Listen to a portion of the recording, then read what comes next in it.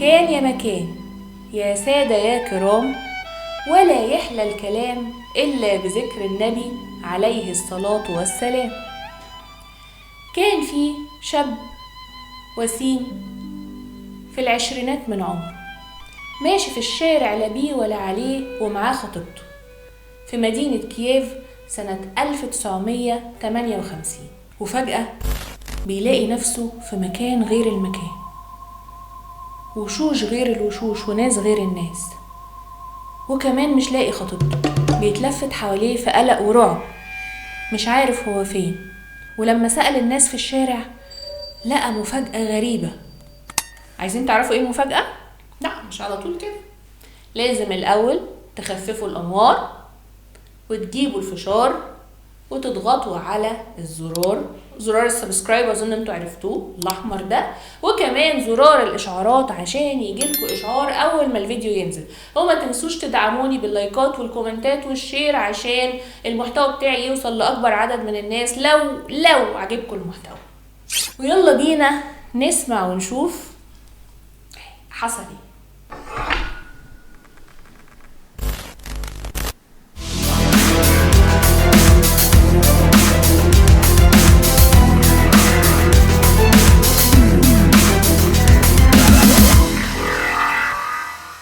الزمان 23 إبريل سنة 2006. المكان مدينة كييف بأوكرانيا. بيظهر في شوارع كييف شاب في العشرينات من عمره، شكله غريب، لابس لبس موضة قديمة جدا، وماسك في ايده كاميرا برضو موضة قديمة جدا، ولكن لبسه ده والكاميرا اللي في ايده في حالة جيدة جدا كأنها لسه جديدة. الشاب عمال يتلفت حواليه وعلى وشه علامات توتر وقلق، عمال يسأل الناس اللي حواليه على أسامي شوارع وأماكن ويوصف لهم طرقها، ولكن أسامي الشوارع والأماكن دي مش موجودة دلوقتي. الناس بتسمع منه وبترد عليه ومش فاهمة ايه حكاية الشخص ده. بيجي البوليس اللي في الشارع بيفتكروا سائح تايه بيدور على الطريق وبيحاول يساعده، بيتكلم معاه وبيحاول يفهم ايه الحكاية، لكن بيحس ان في حاجة غريبة، فبيسأله عن هويته او الباسبور بتاعه وبيطلع له الباسبور بتاعه وبيلاقي اغرب حاجة ممكن حد يتخيلها. بطاقة في حالة كويسة جدا عليها اسم سيرجي وتاريخ ميلاده سنة 1932. يعني المفروض الشاب ده في وقتها عنده 74 سنة، مش شاب في العشرينات من عمره. والأغرب من كده يا جماعة إن الباسبور أو البطاقة اللي لقوها دي صادرة من الاتحاد السوفيتي اللي اتفكك سنة 1991، ودلوقتي كييف دي بقت عاصمة أوكرانيا مش مدينة من مدن الاتحاد السوفيتي. كل اللخبطة اللي حصلت دي خلت الشرطة تقبض على الشاب ده عشان يفهموا فيه ايه، واستجوبوه ولقوا كلامه غريب، كلام مش طبيعي، لدرجة ان هم قرروا ان هم يعرضوه على طبيب نفسي. Как вы себя чувствуете? Молодой человек, если вы будете все время молчать, и мы с вами не найдем общего языка, мне будет очень трудно вам помочь. Какой сегодня день? 23 апреля 2006 года. Последнее, что я помню, это среда 23 апреля 1958 года. وزي ما شفتوا كده الدكتور كان بيسأله على تاريخ اليوم، وكانت إجابته 23 إبريل سنة 1958. وده كان فعلا تاريخ اليوم 23 إبريل، لكن بعدها ب48 سنة. طبعا الشاب ده اللي اسمه سيرجي اتصدم لما سمع التاريخ، فالدكتور قال له احكي لي يا ابني حكايتك. قال له ان هو كان ماشي في كييف سنة 1958 ومعاه كاميرته الجديدة وبيتسلق بالتقاط الصور، وفجأة بيبص في السماء لقى جسم اسود غريب عامل زي الطبق الطاير. بحركة عفوية منه مسك الكاميرا ولقط صورة للجسم الغريب ده، ودي كانت آخر حاجة حصلت. وفجأة لقى نفسه وحيد في الشارع من غير صديقته، وشكل الناس والشوارع والمباني متغير تماما. 48 سنة فاتوا عن آخر حاجة وقع عليها. طبعا كلام غريب وصعب انه يتصدق، فكرة ان واحد يبقى ماشي في وقت معين وفجأة يلاقي نفسه في وقت تاني. لاحظ سيرجي على ملامح الدكتور ان هو مش مصدق كلامه. قال له لو مش مصدقني اطبعوا الصور اللي موجودة في الكاميرا وانتوا هتشوفوا وهتفهموا بنفسكم.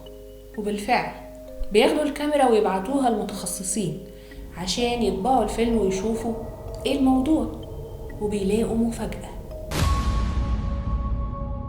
اولا الكاميرا موديل قديم جدا وانتهى تصنيعه من السبعينات، ومع ذلك حالة الكاميرا جيدة جدا كأنها لسه جديدة.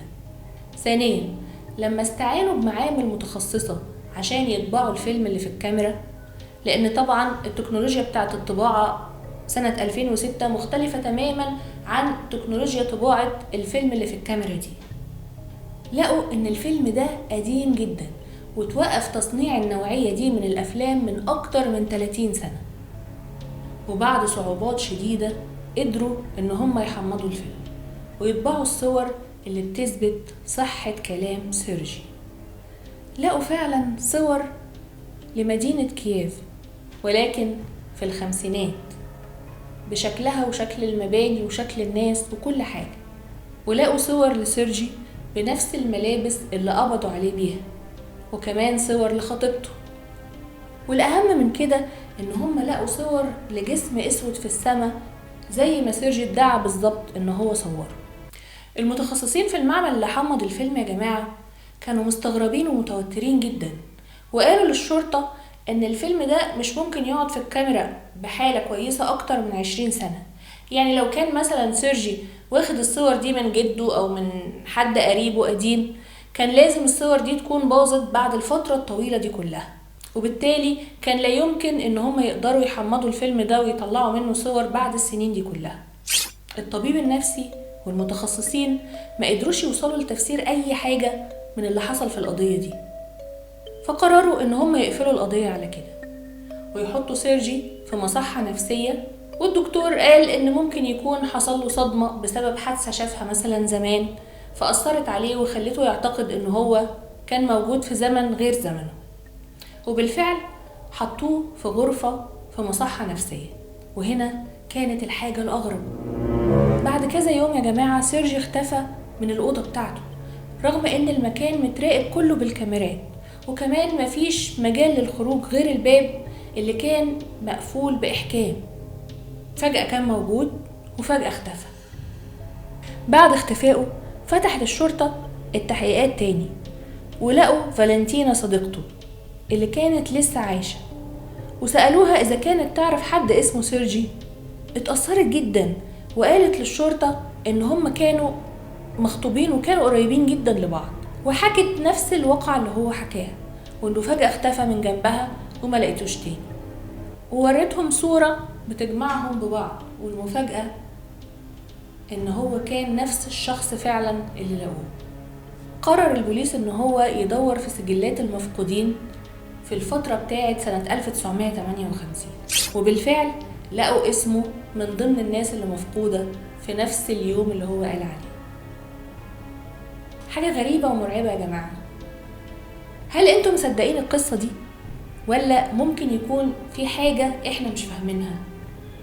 كل الأدلة بتقول ان القصة حقيقية، ولكن انا بصراحة مش مقتنعة بفكرة السفر عبر الزمن دي، او ان واحد كان موجود في مكان وفجأة يبقى موجود في مكان تاني ويختفي من المكان الاولاني.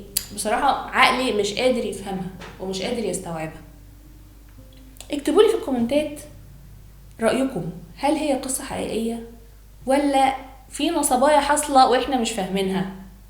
واشوفكم مع قضية جديدة.